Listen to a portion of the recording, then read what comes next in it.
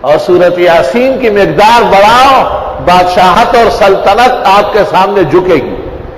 ہر حاجت اور ضرورت جیسے آپ چاہیں گے اللہ پوری کرے.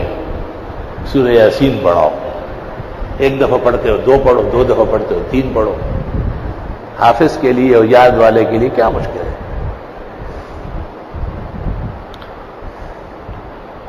مشہور تھا کہ میں ہر ظہر میں سورہ یاسین پڑھتا ہوں، تو میں نے اس کے ساتھ سورۃ صافات، سورہ زمر، سورہ سواد، حامیم صبا سب یاد کیا تاکہ کبھی یہ کبھی وہ. اگرچہ کسی متعین سورت کو کسی وجہ سے پڑھنا جائز ہے، تو مجھے بھی سورۃ یاسین کے بڑے خزائن فرش پر بیٹھ کر عرش کے کرامات نظر آئے.